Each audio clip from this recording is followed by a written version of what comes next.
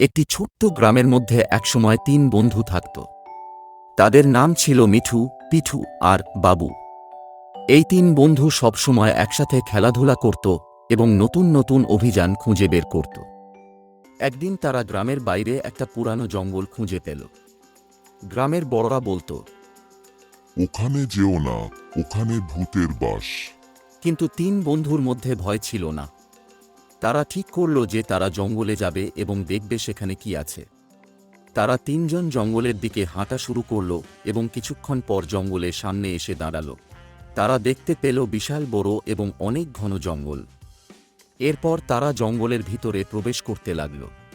জঙ্গলে প্রবেশ করার পর তারা দেখতে পেল অনেক পুরানো গাছ, বনো ফুল আর পাখিদের কিচির মিচির। হঠাৎ তারা দেখতে পেল এক বিশাল পুরানো গাছের তলায় একটা ছোট্ট কাঠের বাক্স। মিঠু বলল, আরে, এটা তো গুপ্তধনের বাক্সের মতো দেখাচ্ছে। পিঠু এবং বাবু উত্তেজিত হয়ে বলল, চল খুলে দেখি এর মধ্যে কি আছে।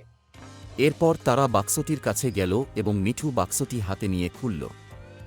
তারা বাক্সটি খুলে দেখতে পেল কিছু পুরানো মানচিত্র আর একটা ছোট নোট। নোটে লেখা ছিল, যে এই মানচিত্র খুঁজে পাবে সে খুঁজে পাবে প্রকৃত গুপ্তধনের স্থান। তারা ৩ জনই খুব উত্তেজিত হয়ে গেল এবং ঠিক করল যে মানচিত্র অনুযায়ী অনুসন্ধান করবে। তারা মানচিত্র অনুযায়ী যাত্রা শুরু করল। প্রথমে তারা পার হলো একটা ছোট্ট নদী। নদী পার হওয়ার পর তারা দেখতে পেল এক বিশাল পাহাড়। মানচিত্রে লেখা ছিল, এই পাহাড়ের ওপারে গুপ্তধনের স্থান। তারা পাহাড়ে চড়তে শুরু করল। পাহাড়ের চূড়ায় পৌঁছে তারা দেখতে পেল এক সুন্দর ঝর্ণা। ঝর্ণার পানিতে রংধনুর আলোর মতো ঝিলিক দিচ্ছিল। মিঠু বলল, মানচিত্রে লেখা আছে এই ঝর্ণার পাশে একটা ছোট্ট গুহা আছে। তারা গুহা খুঁজতে লাগল। কিছুক্ষণ পর গুহাটি পেয়ে তারা ৩ বন্ধু ভিতরে প্রবেশ করল।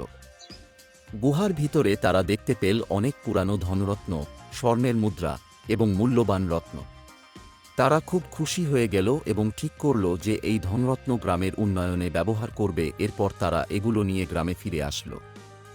৩ বন্ধুর এই অভিযানের কথা গ্রামে ছড়িয়ে পড়ল এবং তারা গ্রামের সকলের কাছে বীরের মতো সম্মান পেল।